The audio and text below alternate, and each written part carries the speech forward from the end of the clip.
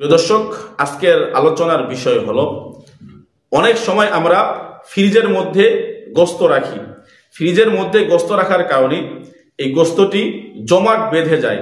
এরপরে আমরা এই গোস্তটি কোনো বালতির মধ্যে বা কোনো গামলার মধ্যে পানি দ্বারা ভিজিয়ে রাখি।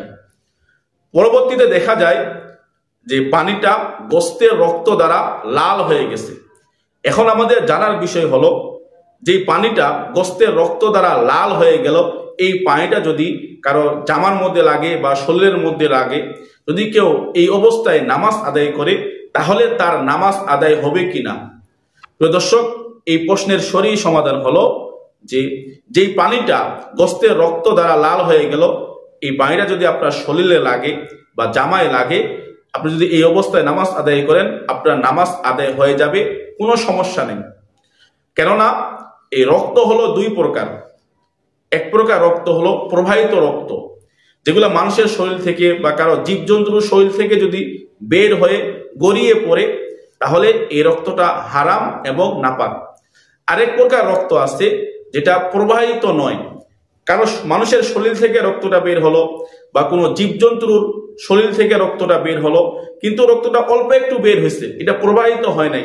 অথবা কোনো পশু জবাই করার পরে তার গোশতের মধ্যে যদি কোনো রক্ত থেকে যায় বা কারো শিরার মধ্যে যদি কোনো রক্ত থেকে যায়, এই রক্তগুলো নাপাক নয়। এগুলা যদি আপনার শরীরে লেগে যায় বা কাপড়ে লাগে, এই অবস্থায় যদি আপনি নামাজ আদায় করেন আপনার নামাজ আদায় হয়ে যাবে। সুতরাং আপনি যদি কোনো গোস্ত এই বালতির মধ্যে ভিজিয়ে রাখি, ওখান থেকে যদি ওই পানিটা লাল হয়ে যায় গোস্তের রক্তের দ্বারা, তাহলে আপনার আমার নামাজ হয়ে যাবে, কোনো সমস্যা নাই।